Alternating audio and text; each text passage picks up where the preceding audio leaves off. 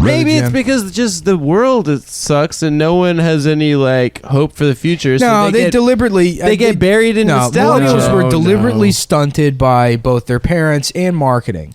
I mean, and capitalism. In the early 90s, in the late 80s, early 90s, Shut the fuck up, Adam. They started really fucking aggressively pushing that fucking like, tell your parents, buy me Bone Storm or go to hell. Right. That classic ads, Simpsons that's awesome. we all know and love. Yeah. That's great. That's like that created this fucking generation. It's not just marketing. It's also, the school system and, people fucking telling their children that they could be president before they knew the fucking alphabet in kindergarten. And it does create a sense of entitlement. And I think that does create a lot of like problems with like cultural narcissism. The concept that everyone's special. Yeah. But what does that have to do with the whole like obsession with 90s and nostalgia? And all that stuff? Because you created an inverse system where the best time in someone's life is between the ages of 5 and 15. Yeah, it's true. Right. No. Even earlier than that, middle school sucked.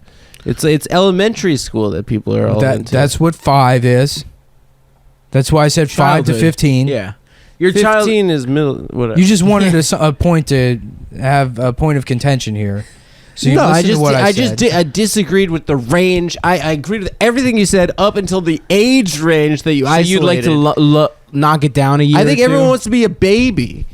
Yeah. It seems. No, there's definitely. I agree with that thing in terms of peaking in middle school because it was a fucking simpler ass time. It's like when you're an adult, the only things you should be thinking about is everyone in your life that isn't around anymore and all the relationships you fucked up and how no matter what you get, you don't really care about it. These are the things adults think about. Not like, what if Hillary was fucking Harry Potter? No. Hate yourself. Regret every decision you've ever made. It's true. Fear death while simultaneously embracing it. Yeah.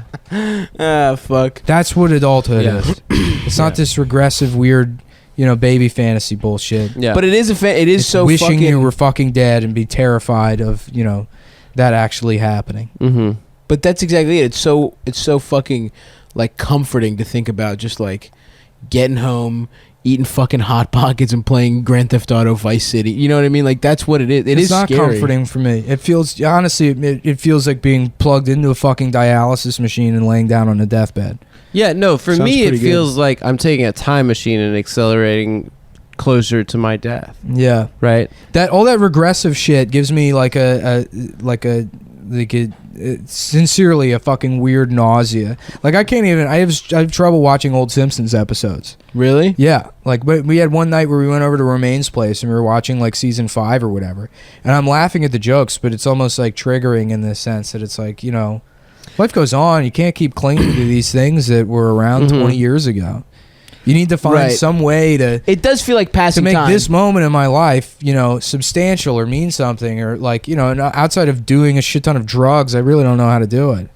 Yeah, I mean, that's why it's not success. Drugs are fake. It's not success. It's not even like, feeling creatively fulfilled. Even first of all, I haven't had a project I've worked on in probably 2 years where I've been happy with. I haven't finished anything in 2 years. Right. Well, this has kept going. This isn't a project. It's not this a is project. me having a conversation once a week. There's no honing. There's no editorial process. There's nothing. 100%. There's nothing that makes me feel like I'm just saying there's a consistency. Right. I feel where we thought that this was. Yeah, but this would happen anyways.